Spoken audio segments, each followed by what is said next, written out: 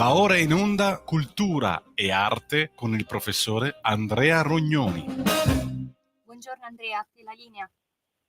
Grazie Natalia, oggi abbiamo subito due personaggi passati a miglior vita, a partire dalle ultime notizie appunto che hanno visto un lutto enorme nello sport italiano per la morte di Nicola Pietrangeli, il decano dei tennisti italiani, quelli che hanno sfidato il mondo e hanno vinto alla grande.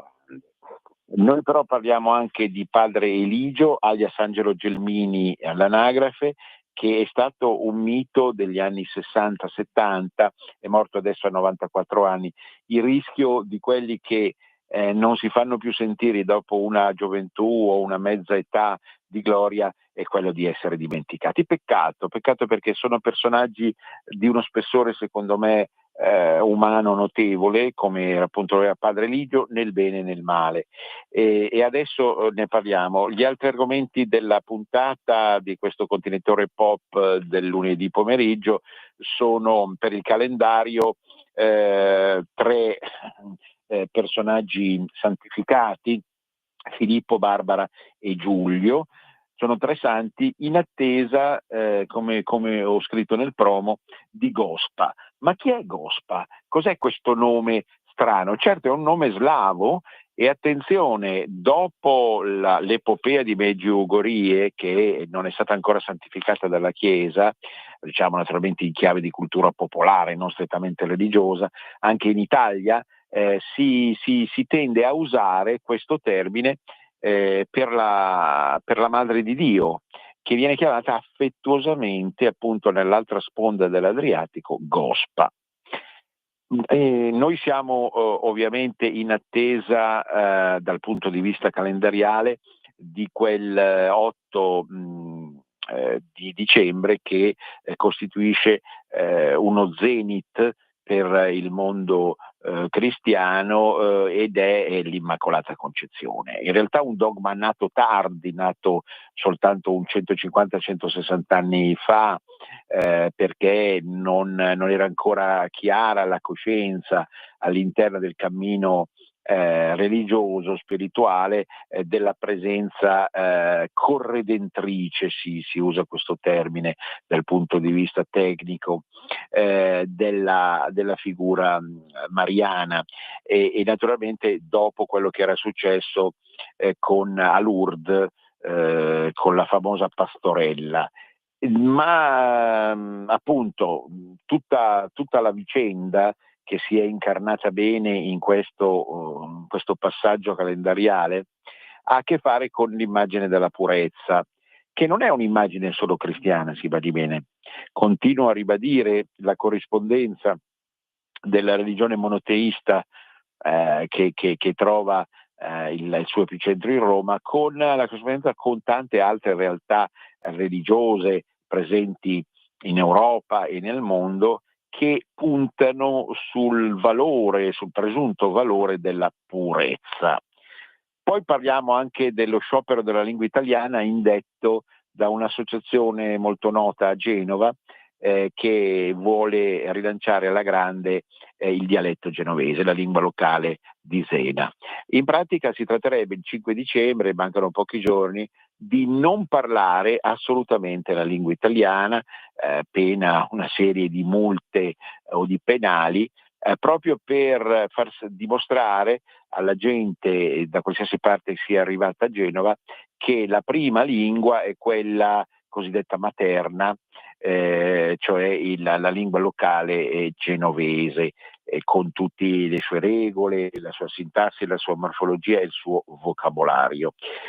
Poi ancora ritorneremo sulla Vanoni perché c'era mancato di analizzare la questione della nasalità, sulla quale peraltro eravamo già arrivati in occasione dei suoi 80 anni, che sono diventati 90 prima della morte, ma che hanno ricordato a tutti appunto il timbro assolutamente originale della sua voce e della sua espressione.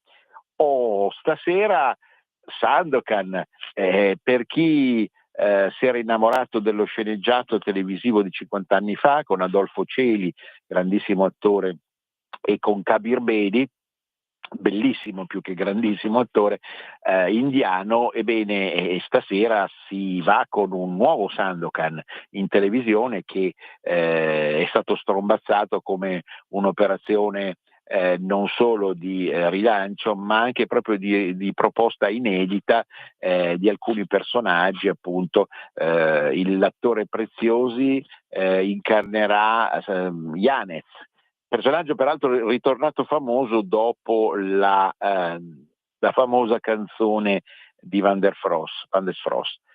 E infine parleremo della Riviera di Ulisse tra Sperlonga e Gaeta. Adesso l'obituario, è venuto meno Nicola Pietrangeli, sempre della serie per chi ha una certa età, ma tenuto conto che Pietrangeli interveniva ancora in trasmissioni o in interviste in età avanzata, è morto a 92 anni, noi ci troviamo di fronte al primo grandissimo tennista della storia italiana. Ce n'erano stati degli altri, per la verità, ma lui li ha eclissati già negli anni 60 e inizio 70, ma gli anni 60 sono stati il suo clou, perché poi al posto di Pietrangeli come leader della squadra nazionale italiana è subentrato Claudio Panatta, che è stato sicuramente un altro grandissimo tennista, però Nicola Pietrangeli, per tutti i Nick, è stato il capostipite di una serie di personaggi che sono arrivati, maggiori o minori, che sono arrivati fino a Jannik Sinner. Nicola Pietrangeli non è stato solo un tennista, oserei dire perfetto, soprattutto per le battute di rovescio che erano uniche e inconfondibili, ma poi naturalmente la qualità, lo stile, l'eleganza del personaggio, ma poi più in generale tutti sanno, perché questa è una tradizione di cultura popolare dove tutto quello che viene fuori emerge, insomma, attraverso il passaparola, i rotocalchi, tutto l'armamentario della cultura popolare moderna. Tutti sanno che Nicola Pietrangeli, uomo affascinante, è stato anche un grandissimo seduttore. Non si contano in realtà, non si riesce a contare il numero delle donne sedotte da Nicola Pietrangeli. Un uomo affascinante per il savoir-faire, per il modo di parlare, oltre che per le fattezze reali, e per la fama che si trascinava dietro, naturalmente. Ecco, lui è stato quello che è riuscito, attenzione, Nicola Pietrangeli negli anni d'oro, negli anni del boom, è riuscito a sdoganare il tennis, perché io mi ricordo, e le cose bisogna averle vissute, scusate, lo dico, non vedete della spocchia nelle mie parole, le cose bisogna averle vissute. Io mi ricordo ancora che nei primissimi anni 60, prima di Pietrangeli, il tennis veniva guardato in Italia, anche in Padania, con estremo sospetto. Ma cos'è questa roba qua? È una cosa da anglosassoni che hanno il tempo da perdere, è una cosa per sciuri, per persone che non hanno non hanno l'impatto diretto e reale con la realtà, ma tutto mediato attraverso una serie di riti, di tempo libero passato in una certa maniera. A me viene in mente per esempio il romanzo Il giardino dei Finzi Contini, ambientato negli anni 30, dove un manipolo di persone appartenenti all'alta borghesia ferrarese si dedicava al tennis, ma appunto, cioè non era uno sport popolare. Gli sport si distinguevano ancora negli anni 50-60 in popolari e borghesi, radical, eccetera. E cioè, abbiamo da una parte il calcio e il ciclismo, direi col ciclismo che era ancora molto molto seguito, adesso ha perso tantissimo, e dall'altro appunto tutta quella pletora di sport che vanno dal basket al polo e passano attraverso il tennis, che erano appannaggio di classi più elevate, di classi borghesi aristocratiche che se lo potevano permettere. Pietrangeli irrompe come una cometa dal cielo più profondo, per dimostrare che comunque si può fare del tennis vincendo, facendo vincere naturalmente i colori italiani, diciamo con modi di natura e di origine aristocratica, ma capaci ad aprirsi come battute, come prospettive, quindi non solo come tecnica di gioco, ma anche come prospettive e interlocuzione col mondo esterno, aprirsi a tutto il mondo popolare. Fu il primo vero boom del tennis. Una pletora enorme di ragazzini, di bambini e ragazzini, cominciò a giocare al tennis. Ma che cos'è questa roba qua? Ecco, l'aprirsi di tanti monelli, vogliamo usare questo termine che si usava una volta, c'era anche una bellissima rivista, il Monello, di tanti monelli che abbandonano, o almeno temporaneamente, il calcio da strada, le biglie, una volta si giocava molto a biglie, era proprio la quintessenza della cultura popolare, abbandonano altre tipologie di comportamento sportivo o parasportivo per darsi al tennis.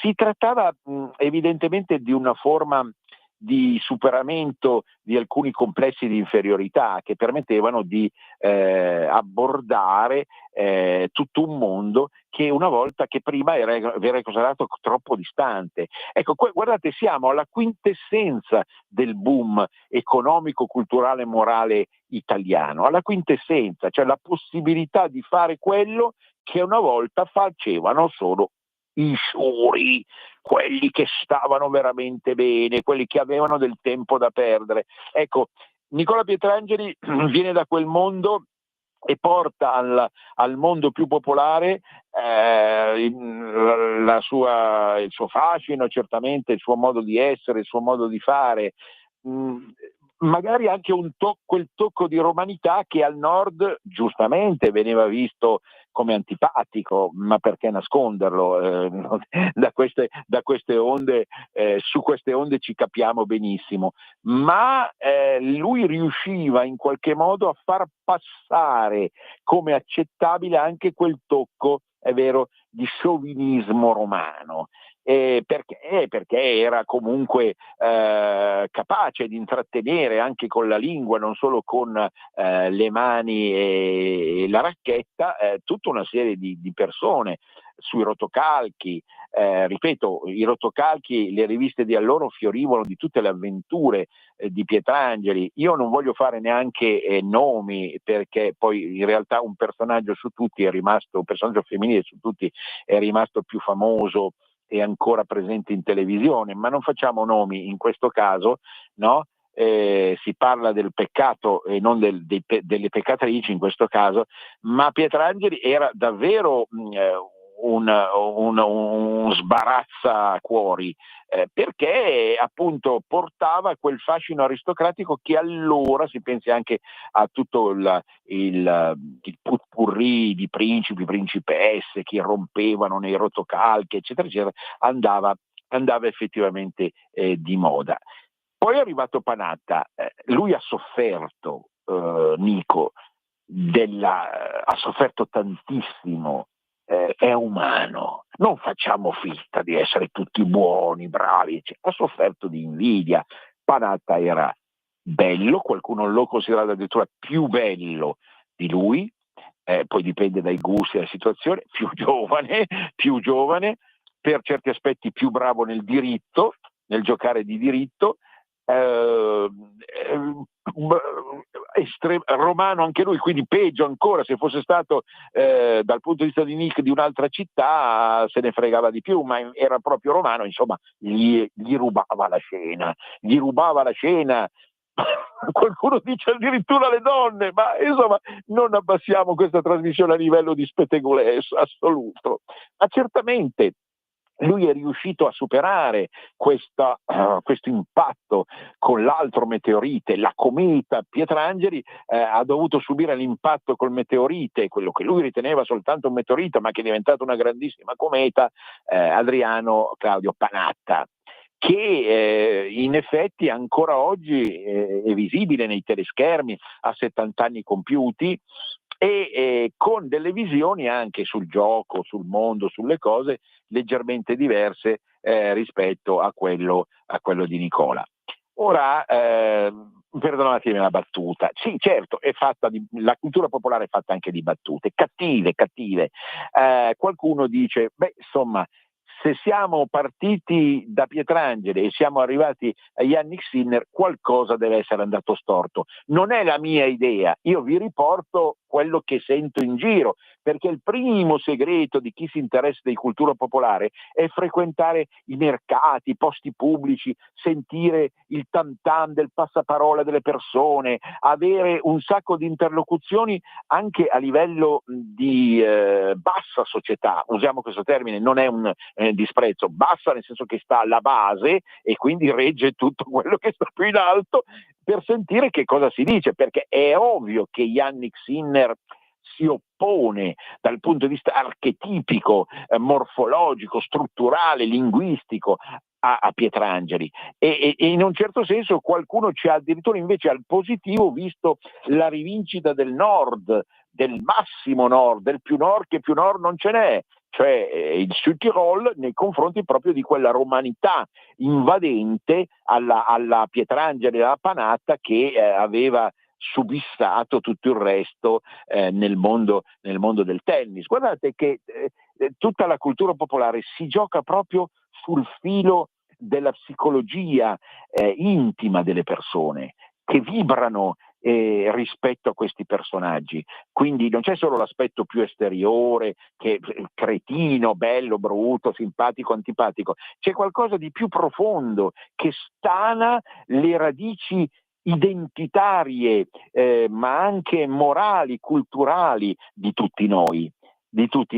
Quindi abbiamo già detto modo di riprendere il discorso anche su Jannik con una certa calma, però indubbiamente l'evoluzione è stata notevole da questo punto di vista, e ancora in età avanzata forse ma passatemi questi pettegolezzini, vendicarsi di Panatta, Nick diceva ma Sinner è il più grande di tutti, e oramai si può dire che sia il più grande di tutti. Insomma, una bella sberla nei confronti del rivale. Vabbè, la vita è fatta così. Noi uomini, è inutile che gli esseri umani pensano di essere degli dei, rimangono degli animali buoni, si intende tutto sommato, però degli animali. E allora, il secondo defunto di oggi è Peligio, padre Eligio. Padre Eligio, la morte di Padre Eligio è passata in sordina. Vedo un articoletto nella pagina milanese del giornale, un trafiletto ancora peggiore nelle pagine dei quotidiani Corriere e Repubblica. Qualcosina passa sui social e su altre fonti di informazione. Padre Eligio, all'anagrafe Angelo Gelmini di Bisentrate, una località posta ad oriente di Milano, ma il cognome Gelmini è di antica stirpe bresciana, ebbene è stato un personaggio famoso a suo modo nel corso degli anni 60 e 70. Padre Eligio era uno di quei religiosi, no? Quelli che si dice vestono la tonaca, che aveva fatto epoca assieme ad altri che sono anche forse più alti dal punto di vista della missione strettamente spirituale. Penso a Padre Turoldo, di origine friulana ma incistato poi a Bergamo.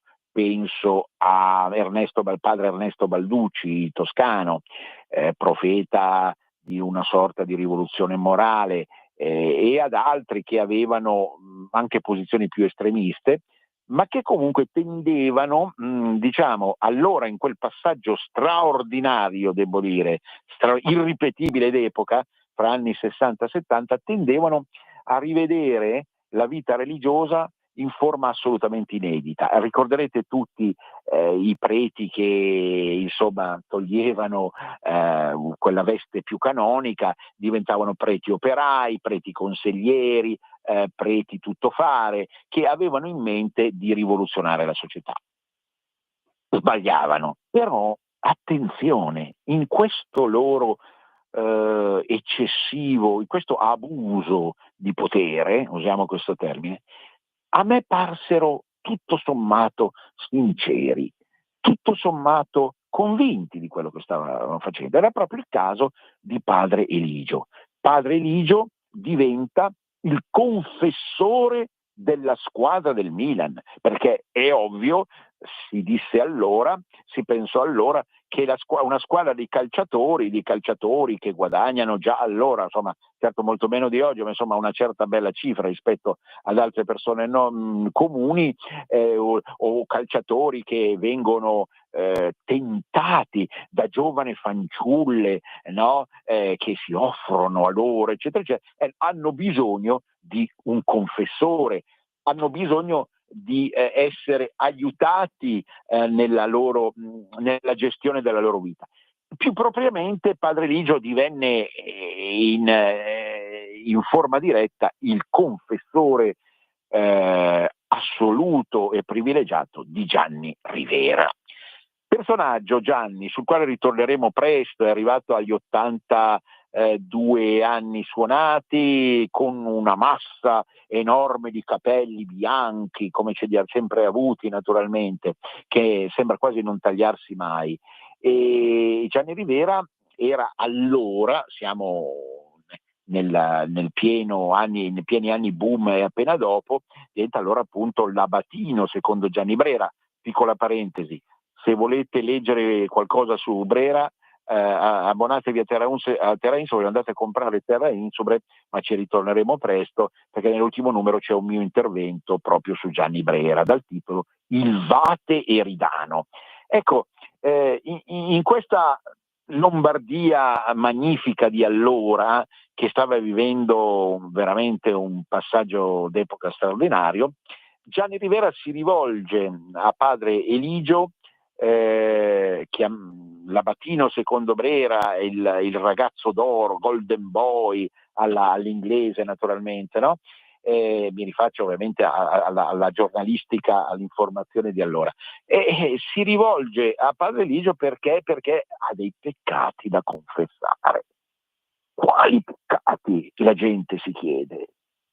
Beh, qualcosa vi ho già abbozzato, ma più in generale il calciatore era al centro di un'attenzione anche morale da parte della società, e quindi padre Eligio, in termini quasi scandalistici, si mette a fare il confessore. Reazione da parte del mondo più conservatore, del mondo più legato a una visione tradizionale della cristianità, ma che si interessi di chi veramente soffre, non di Gianni Rivera, che padre Eligio vada. Risposta ipso facto di padre Eligio. Sì, qualche anno dopo si mette a fondare Mondo X. Cos'è stato Mondo X? È stato il primo approccio, diremo così, psicoterapeutico al problema della droga, perché allora, cari signori, arrivava proprio in quegli anni il primo boom della tossicodipendenza a sud delle Alpi. Mondo X è un mondo utopico, ecco, eravamo nel pieno anche di quella ondata di utopie, la rivoluzione, la società comunista, sentiamoci tutti fratelli, che meraviglia se noi riusciamo a disintossicare creando una comunità che sarà la comunità del futuro. Ecco, padre Eligio era su questa linea e portava su questa piattaforma tutta la sua passione, perché lo si vedeva quando parlava, convinto di quello che era stata la miccia che aveva portato a quella risoluzione. Così nascono in Lomellina, a Cozzo Lomellina, in questo contesto della Lombardia sud-occidentale. Ritorneremo presto sulla Lombardia perché è stata fatta da Milano Città Stato, l'ottima associazione e anche rivista, una nuova carta geografica della Lombardia, che non è la carta della Lombardia politica, che è un'altra cosa, ma avremo modo di ritornare su tutto questo. Ebbene, lì c'è proprio in Lomellina un paesaggio allora quasi incontaminato, dove appunto a Cozzo e dintorni si poteva incistare questo mondo nuovo, fatto appunto di persone che avevano vissuto il peccato, in questo caso il peccato più sporco, ritenuto allora quello di drogarsi, no? Dei ragazzi, delle ragazze, per essere effettivamente recuperati. Ecco, era l'immagine attiva del prete di allora, ma i preti non devono stare in sacrestia, che abbandonino la dimensione dei baciapile, che vadano per strada, che vadano a sorreggere la società operaia, che vadano a redimere i peccatori, le puttane. Mi viene in mente Don Benzi anche a Genova e compagnia bella. Ecco, quest'ondata nel suo genere io non l'ho mai approvata, non la provavo allora e non la provo ancora oggi, però non si può negare il fatto che quelle persone lì che vi ho citato anche, e tra cui appunto l'appena defunto padre Eligio alias Peligio, come veniva meglio chiamato, erano in qualche modo ispirate da un idealismo che oggi non esiste più. Ragazzi, non riesco più a trovare in certi religiosi di oggi o in certi laici che vogliono cambiare il mondo a livello ecologico, a livello antibellico, di sistema generale, no? Non riesco più a trovare, vedo, ma forse sarò io che sono invecchiato, peggiorato su tutti i punti di vista, vedo malizia, furbizia, calcolo, progetto falso nelle persone di oggi, capite? Quindi per quanto erranti, per quanto fuorivia per i loro eccessi allora di tutti questi personaggi, per quanto nonostante tutto ancora quasi appaiono dei santi rispetto alle persone di oggi, tanto si è deteriorato il mondo. Ma non voglio fare il Savonarola, era destino che andasse così. Dico solo era destino che tutta la cultura popolare andasse in questa direzione, che ha portato ai problemi effettivi di oggi. Quindi, chiudendo la prima parte della trasmissione, Peligio, padre Eligio, è morto a 94 anni e forse una certa eredità morale rimane in Don Mazzi, che ne ha 96 e che ha rilasciato: andate a comprare subito oggi, altro bastione della cultura popolare, oggi gente, ma non si può rinunciare a tutto ciò se si vuole capire veramente cosa viene su dal basso. E ha rilasciato un'intervista in cui dice: io forse ho fatto degli errori nella mia vita, però l'ho fatti in buona fede. Crediamoci oppure no? Ecco, certo, ancora una volta il cuore lombardo-veneto, Mazzi di Verona, appunto vi ho detto, padre Eligio era lombardo, si fa sentire, nel bene e nel male, ma cuore è e cuore rimarrà per sempre. Qui siamo alla fine della prima parte, cediamo il campo al break, ci sentiamo dopo. Stai ascoltando Radio Libertà, la tua voce libera, senza filtri né censure, la tua radio.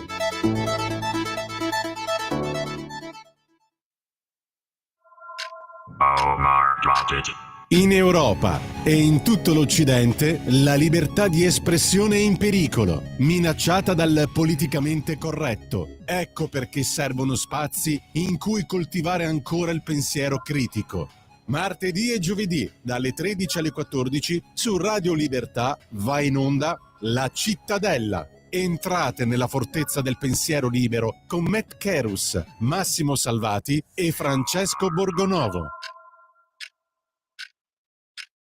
The room was completely Stanco di perderti i tuoi programmi radiofonici preferiti? Vorresti la tua musica, le tue voci amate sempre con te, ovunque tu vada? Radio Libertà, l'applicazione che trasforma il tuo smartphone e tablet nella tua radio personale.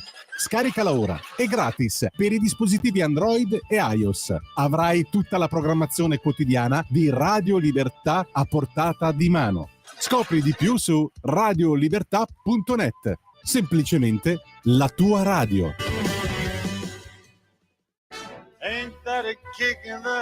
Ascolta i tuoi programmi preferiti, le notizie, la musica che ami e non solo. Con l'app di Radio Libertà puoi interagire con i conduttori, anche quando sei in movimento. Non aspettare, cerca Radio Libertà nello store del tuo smartphone o tablet e scarica l'app gratuitamente. Radio Libertà, tutta la radio con te. Scopri di più su radiolibertà.net. Semplicemente la tua radio. Di nuovo a te la linea, Andrea. Grazie. Allora, il calendario ci dice che in questa settimana noi festeggiamo Filippo, tra i più importanti Filippo, Barbara e Giulio. Poi arriverà appunto l'Immacolata Concezione, adesso non so se la radio sarà chiusa o no, avrò notizie, ma comunque in ogni caso val bene già farci un pensierino prima, perché rimane uno zenit nel calendario cristiano. Peraltro noi ci siamo anche interessati di calendari non cristiani ampiamente, come Samonius all'inizio di novembre. Ma nel mondo slavo è uso parlare della Madre di Dio come Gospa, che è un nomignolo affettuoso naturalmente, no? Come tanti nomignoli affettuosi del mondo slavo, che è un mondo solo apparentemente bruto e insomma grossolano, ma in realtà è dolce nel suo fondo, come dimostrano le apparizioni di Medjugorje, non ancora completamente approvate dalla Chiesa naturalmente. Intanto festeggiamo Filippo, Barbara e Giulio. Sono dei santi medievali che hanno fatto ciascuno tutta una serie di cose importanti. Filippo più sul versante della solidarietà. Barbara viene associata, appunto si dice Santa Barbara, viene associato al problema delle armi che diciamo sento oramai su tutte le emittenti ridiventare sovrano, per la questione che appunto si rischia di avviarsi verso un riarmamento complessivo della società.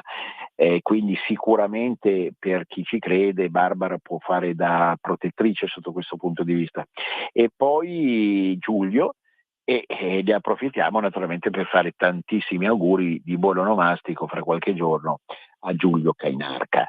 Iulius, un nome di antica tradizione latina e romana, che si trascina dietro una forma quasi di regalità appunto nel portamento, nel modo d'essere, nel modo di fare e nel modo di amare. Un'altra notizia completamente diversa: sciopero della lingua italiana. Ne avevate mai sentito? Incredibile, incredibile. Il 5 dicembre un'associazione che si interessa di registro dialettale e lo promuove a tutti i livelli, un'associazione genovese ha deciso di proclamare sciopero della lingua italiana. Sciopero della lingua italiana significa che non bisogna parlare in italiano. Allora si invitano tutti i cittadini genovesi, da qualsiasi parte arrivino del mondo, perché Genova è anche, come si dice, realmente porto di mare, Janua, la porta tra il mare e la terra, no? Ricorderete sempre i valori toponomastici. Ogni tanto ne parliamo. Allora, non si deve parlare italiano, si deve parlare almeno per un giorno solo, il 5 dicembre, e che è probabile divenga il giorno del dialetto genovese. Si deve parlare assolutamente senese. Colgo l'occasione per dire due cose importanti. Il primo riguarda l'origine della lingua genovese. Lo studioso Toso, che è passato a miglior vita da qualche anno, uno studioso importante che ha fatto della ligusticità il suo orizzonte, scrivendo libri relativi alle radici linguistiche, alle caratteristiche linguistiche della Liguria, ma anche di altri popoli europei. Riteneva che il ligure fosse una antica lingua mediterranea, affine alle lingue che si parlavano anche in Catalogna, in lingua d'Oca, Catalogna e Valenziano, e che quindi questa lingua pochissimo, secondo Toso, avesse a che fare, il genovese, senese, avesse a che fare con lombardo, il piemontese e l'emiliano. Non sono d'accordo su questa posizione, non sono d'accordo come linguista innanzitutto, per quello che ho studiato io, in quanto ritengo che il senese, quindi il ligure in senso lato, sia una delle tante costole, no, delle lingue gallo-italiche, cioè di quelle lingue che vengono parlate in Piemonte, in Liguria, in Lombardia e in Emilia, in parte anche in Romagna. Queste lingue hanno un denominatore comune che è riscontrabile anche nel genovese. Certo, qualcuno dice ha degli accenti leggermente più meridionali, no? Quando per esempio sentiamo brutto tempo, piove, appunto piove, no? Ricorda quello slittamento di P in C che è tipico anche del napoletano, ma è una piccolissima parte questa di tutto il discorso. In realtà la struttura morfologica, la fonetica, le desinenze richiamano il piemontese e l'emiliano, in parte anche addirittura il lombardo. Quindi questa è la mia posizione ed è un primo problema. La seconda questione: cosa penso io di uno sciopero della lingua italiana? La mia formazione non è così tranchant. L'ho già detto forse altre volte, adesso lo ripeto meglio. Io sono anche direttore del Centro delle Culture Lombarde, che fin dall'inizio si è proposto di valorizzare al massimo le lingue locali, oltre che certamente è molto importante la storia, la memoria, la geografia, le caratteristiche, usi, costumi e tradizioni della Lombardia, della regione lombarda chiaramente, perché è una struttura regionale. Però io parto dall'idea che il registro dialettale vada coltivato assieme al registro nazionale, al registro italianistico, e che non ci debba essere un atteggiamento frontale di sfida astiosa e fanatica da parte della lingua locale nei confronti della lingua nazionale, e che entrambe possano convivere splendidamente. Certo, sicuramente, l'ho già detto da queste onde, va migliorato l'assetto per esempio scolastico delle lingue locali, laddove evidentemente i bambini, i ragazzi dovranno in futuro in qualche modo finalmente conoscere qualcosa, ecco, oltre che della storia e del territorio della propria città, del proprio paese, anche qualcosa proprio della lingua materna, della lingua che gli antichi avi lì parlavano. Gli antichi avi, ma come si vede a Genova anche odiernamente, naturalmente.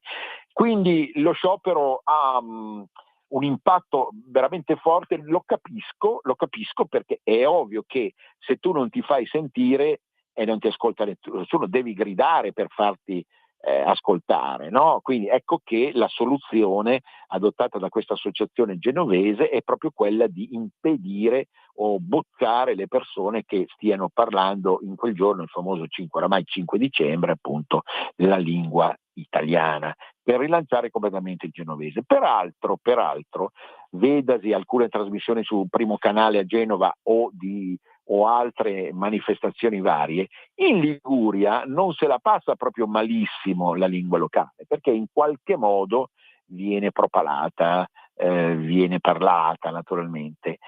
Certo, la riforma complessiva io ne sono sempre più convinto, deve partire dallo Stato, da uno Stato autenticamente federale, che non solo permette o concede, ma che promuove l'uso della lingua locale assieme all'uso della lingua italiana.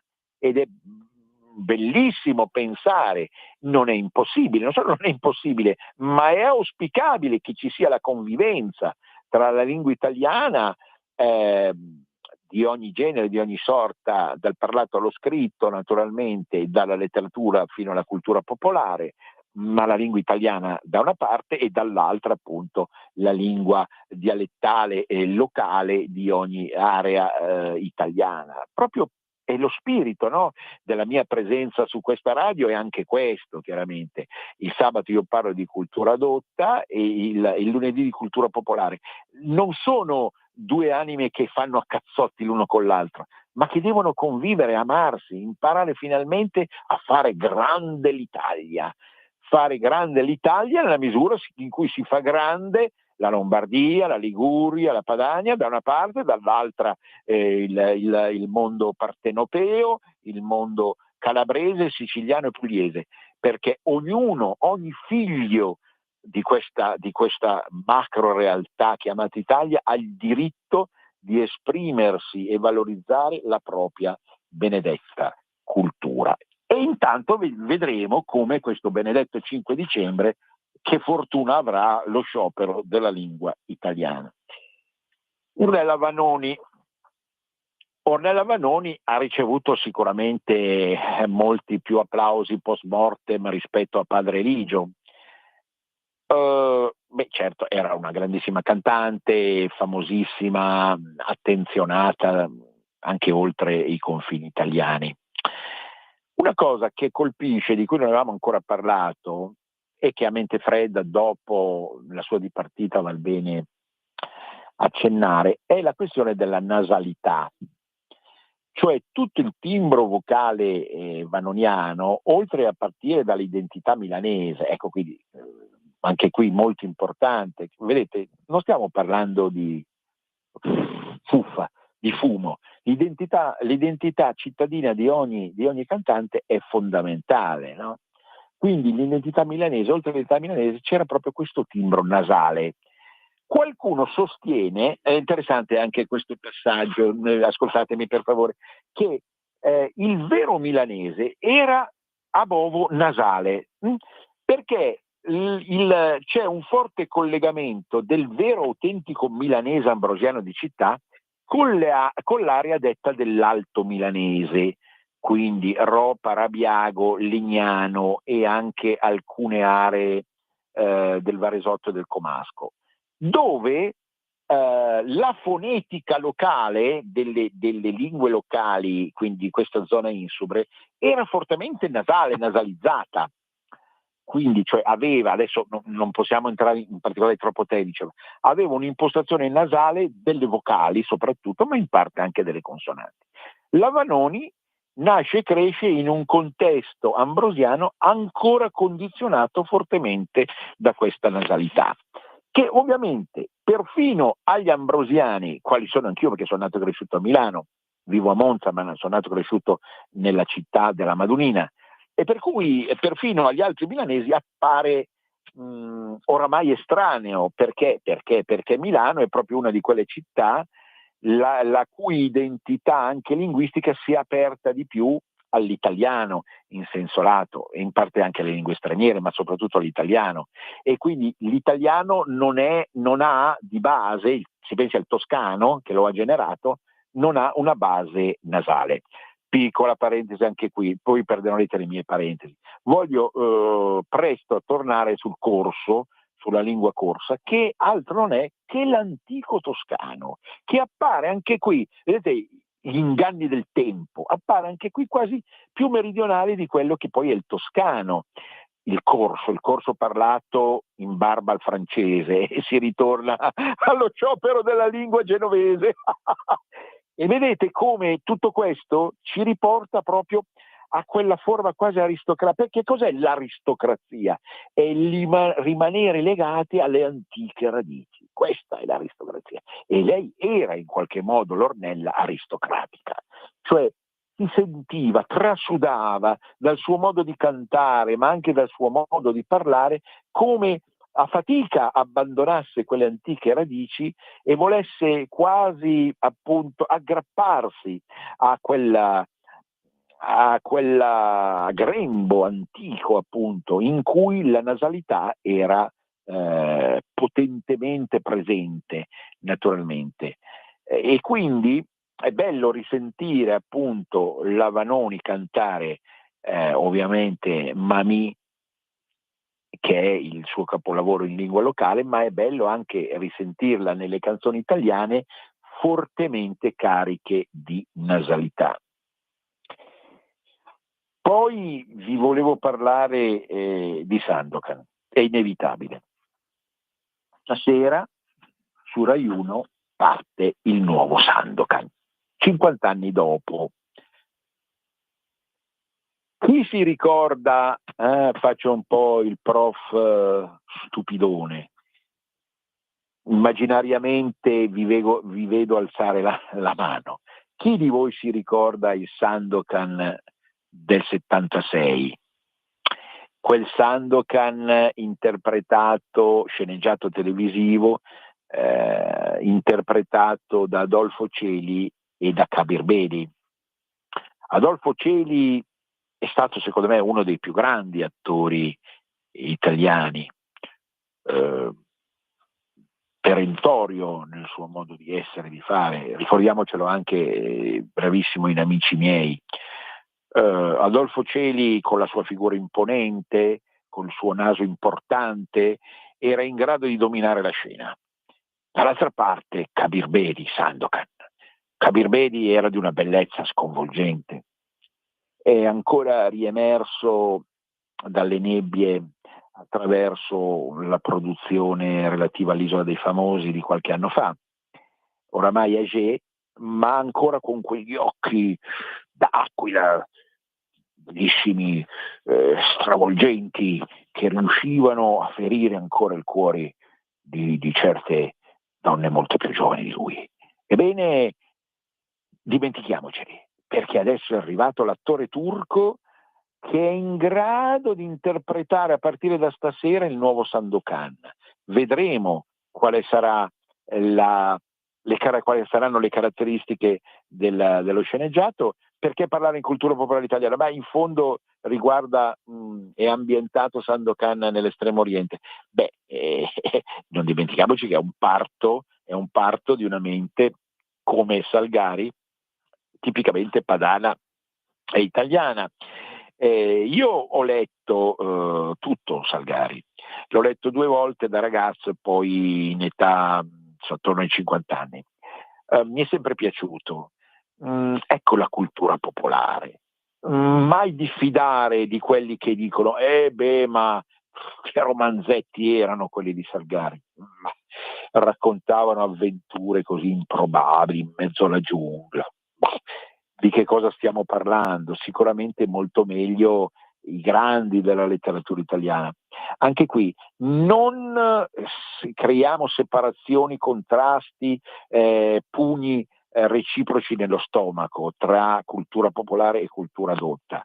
La cultura popolare ha dei grandi maestri in Italia, penso naturalmente anche a Collodi di Pinocchio, penso a Salgari con tutte le avventure dei Pirati della Malesia, di Sandokan e compagnia bella, che val bene rileggere con calma, proprio per gustarsi. Io vi consiglio di rileggere, di acquistare Salgari nelle ultime edizioni possibili in libreria e rileggerlo proprio in relazione agli sceneggiati, al nuovo sceneggiato, la nuova fiction, una volta si chiamava sceneggiato appunto, che viene proposto a partire da questa sera.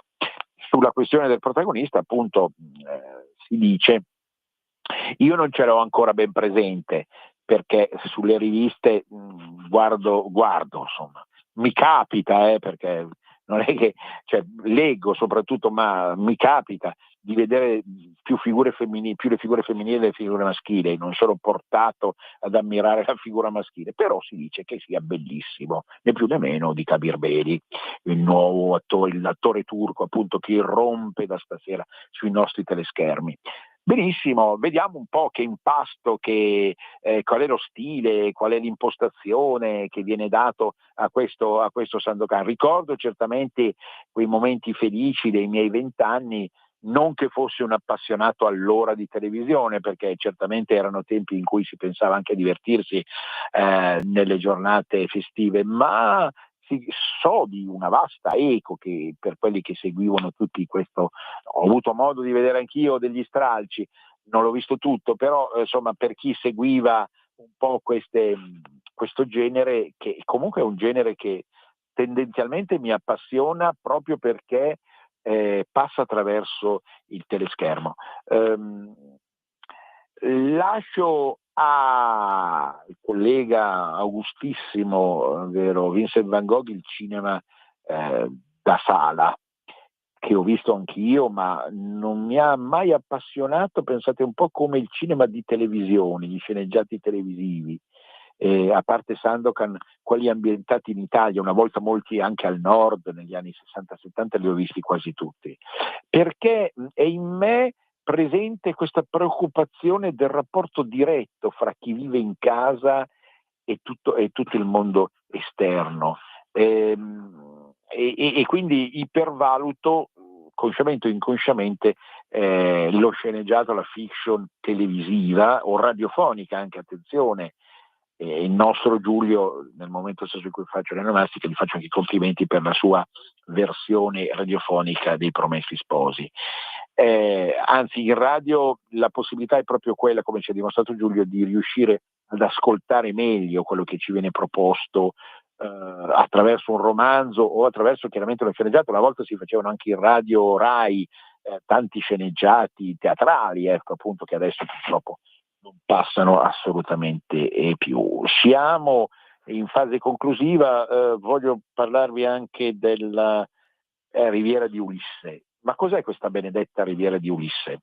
Genius Loci, siamo alla sottorubrica Genius Loci.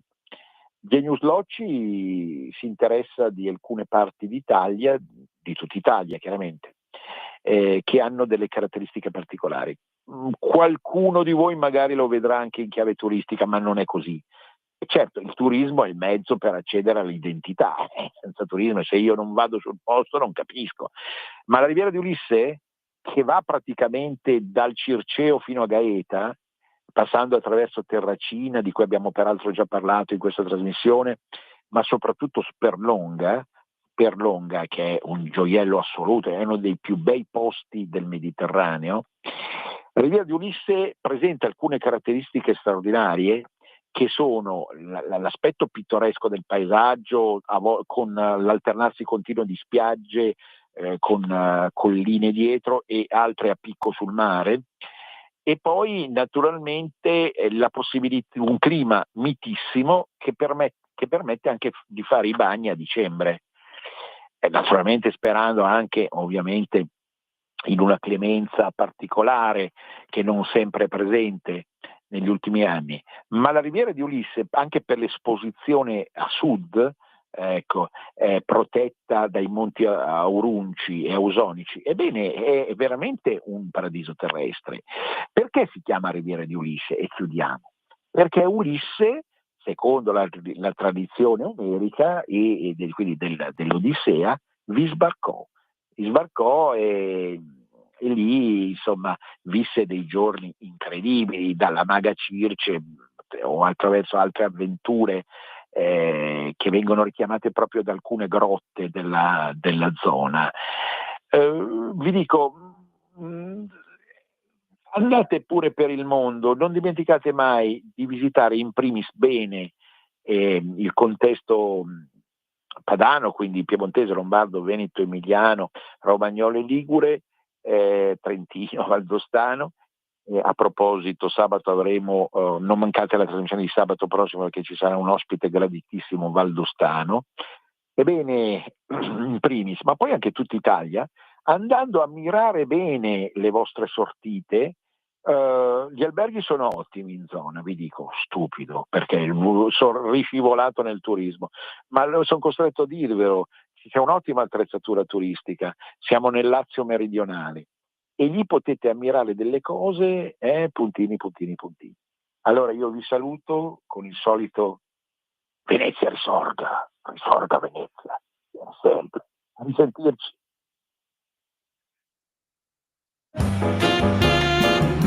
Avete ascoltato Cultura e Arte con il professore Andrea Rognoni.